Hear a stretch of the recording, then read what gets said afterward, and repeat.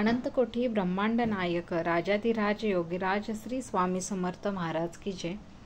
नमस्कार मंडळी, तुमच्या आयुष्यातील सर्व चांगल्या इच्छा पूर्ण होत आणि तुम्हाला आजचा दिवस आनंदाचा, भरभराटीचा आणि आरोग्यदायी जावो हीच स्वामी चरणी प्रार्थना।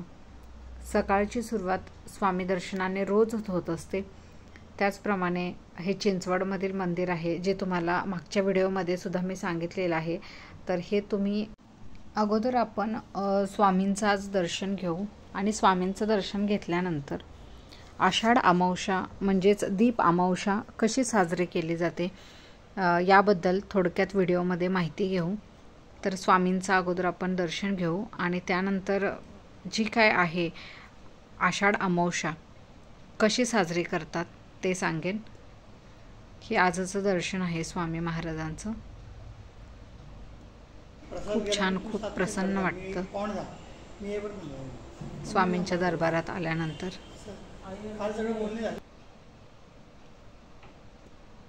श्री स्वामी समर्थ।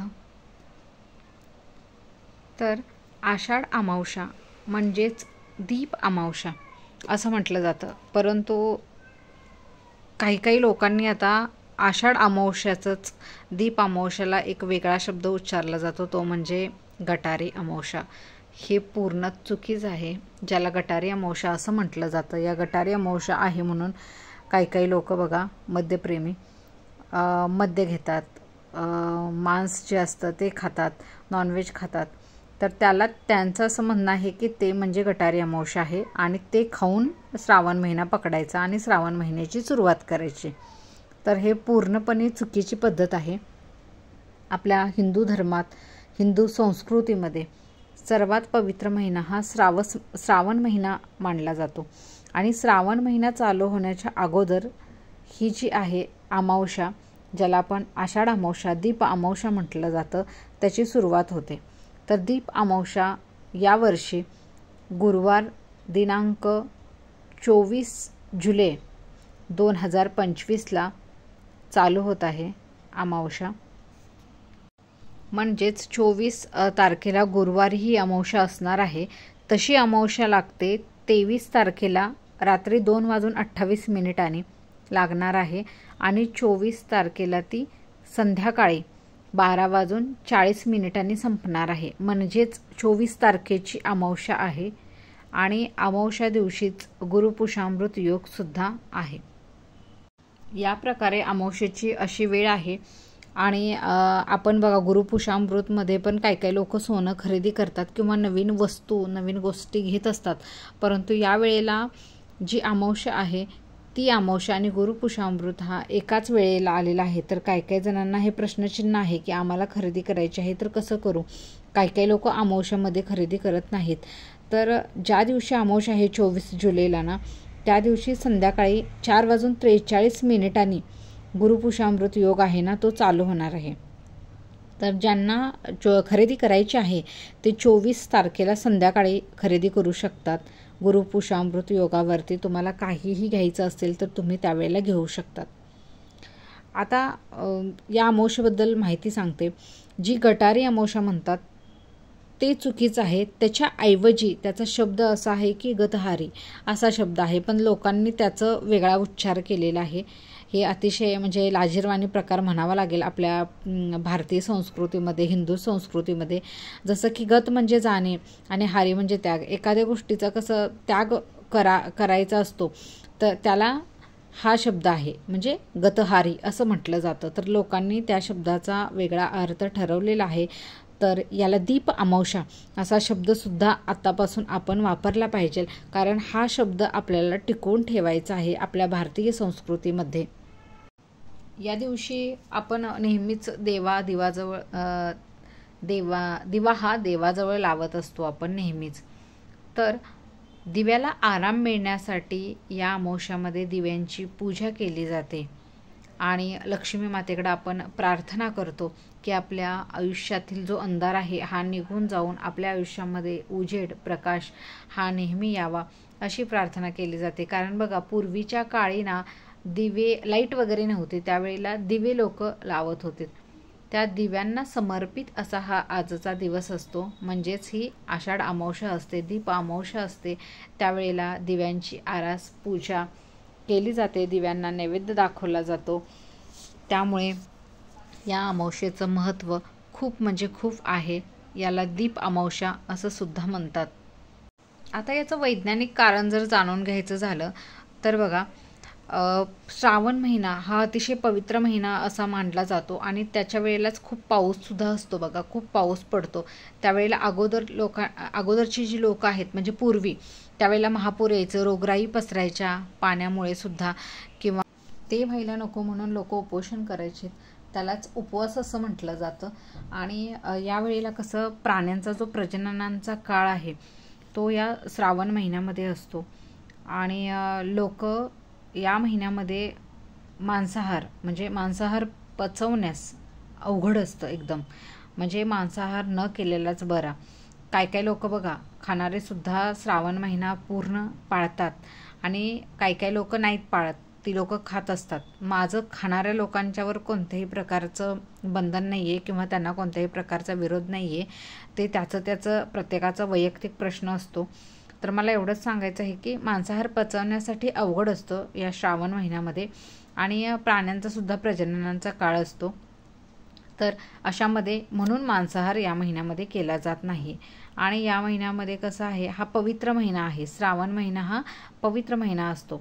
तर याला विज्ञानाला शास्त्राची जोड देऊन जर सांगायचं झालं तर मांसाहार वर्ज्य केलेला कधीही चांगला. आणि लोक करतात म्हणजे पाळतात, खूप लोक पाळतात. दीप अमावस्या दिवशी आपल्याला नवीन दिव्यांची पूजा करायची असते. म्हणजे आपण जे दिवे रोज वापरत असतो आपल्या घरामध्ये, समई असू देत किंवा दिवे असू देत किंवा तुमचे ठेवलेले म्हणजे ठेवणीतले सुद्धा दिवे असू देत किंवा तुमचे काय म्हणतात त्याला दगडी दिवे सुद्धा असू देत, तर ते सगळे दिवे धुवून स्वच्छ करून या दिवशी त्याची पूजा करायची असते. लाल वस्त्रावरती तांदूळ ठेवून तांदळावरती हळदी कुंकू वाहून त्याच्यावरती ते दिवे ठेवावेत. त्या दिव्याला धूप दीप अर्पण करायचं असतो, फुले व्हायची असतात आणि ते दिवे प्रज्वलित करायचे असतात. काही ठिकाणी दिवे प्रज्वलित करत नाहीत, फक्त त्यांची पूजा केली जाते आणि फक्त एक जो दिवा असतो तो प्रज्वलित केला जातो आणि त्या दिव्यानेच त्या बाकीच्या दिव्यांना ओवाळलं जातं.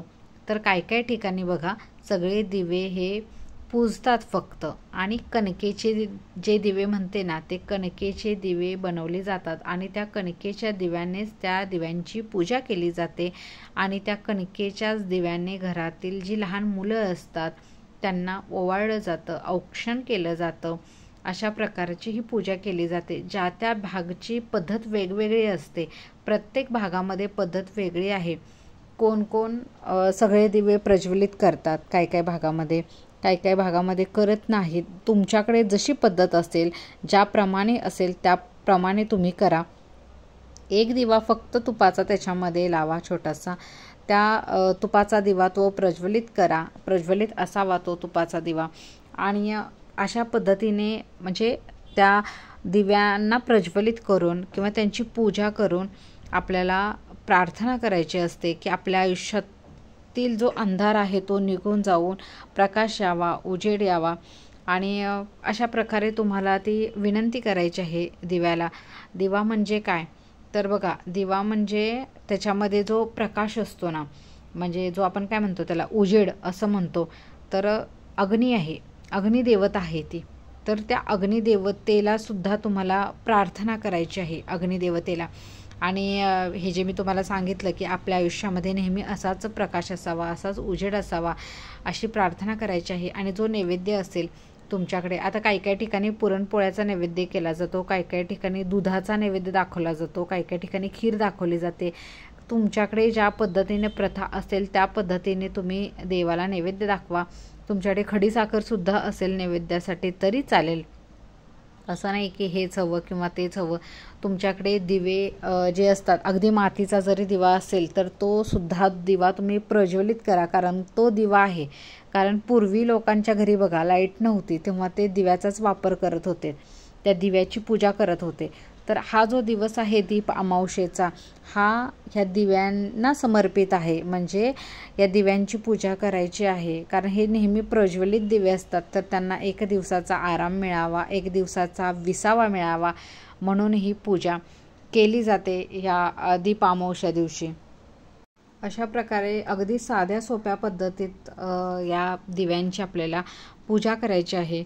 ज्याप्रमाणे तुमच्याकडे पद्धत असेल त्याप्रमाणे तुम्ही ती पूजा करा आणि ज्याप्रमाणे तुमच्याकडे नैवेद्य असेल त्याप्रमाणे सुद्धा तुम्ही ते नैवेद्य दाखवा देवाला. कारण कसं आहे, देवाची प्रार्थना करणं, पूजा करणं हे महत्त्वाचं आहे. त्याच पद्धतीनं तुम्हाला जी प्रार्थना करायची आहे की आपल्या आयुष्यामध्ये सदैव प्रकाश असू दे, उजेड असू दे आणि अंधकार नाहीसा होऊ दे, याप्रमाणे तुम्हाला पूजा करायची आहे. शुभं करोती म्हटलं तरी चांगलं आहे, शुभं करोती म्हणा किंवा गणपतीची आरती वगैरे सुद्धा तुम्ही केली तरी चांगली आहे. या दिवशी अमावस्यासुद्धा आहे आणि गुरुपुषामृत योगसुद्धा आहे. त्यामुळे लक्ष्मी प्राप्तीसाठी तुम्ही लक्ष्मी प्राप्तीची सेवासुद्धा करू शकता. 16 वेळा तुम्ही श्रीसूक्त म्हटलं तरी चालतं, व्यंकटेश स्तोत्र म्हटला तरी चालेल तुम्हाला. कारण या दिवशी भगवान श्री हरी विष्णू आणि माता लक्ष्मी यांची सेवा करायची असते. माता लक्ष्मीचं महालक्ष्मी अष्टकसुद्धा तुम्ही 11 वेळा म्हणू शकता. ही जी पूजा आहे दीपपूजा, दीप अमावस्या, काही लोक बघा सकाळीच उठल्या उठल्यासुद्धा तुम्ही सकाळीसुद्धा याचं पूजन करू शकता, दीपपूजन ज्याला म्हणते. आणि काही ठिकाणी जर तुम्हाला समजा वेळ नसेल तर तुम्ही संध्याकाळीसुद्धा दीपपूजन करू शकता या दीप अमावस्येचं. आणि अशा पद्धतीने तुम्हाला सगळ्या दिव्यांची पूजा करून प्रार्थना करून हा दिवस आहे तो आजचा दिव्यासाठीचा आहे. ही दीप अमावस्या आहे, आषाढ अमावस्या आहे. कारण काही मध्यप्रेमींनी तर याला गटारी अमावस्या केलेला आहे. तर ही गटारी अमावस्या नसून ही आपल्या आयुष्यामध्ये प्रकाश देणारी एक प्रकाश अमावस्या, प्रकाश झोत अशी दीप अमावस्या आहे असं म्हणावे लागेल. तर आपल्या कुठेतरी हिंदू धर्मामध्ये, भारतीय आपल्या संस्कृतीला शोभेल असं याचा उच्चार करावा, दीप अमावस्या असा. आणि झालेली सेवा स्वामीचरणी रुजू करते. श्री स्वामी समर्थ. जय जय स्वामी समर्थ. व्हिडिओ आवडत असेल तर नक्कीच लाईक करा, शेअर करा आणि सबस्क्राईब करा. धन्यवाद. थँक्यू.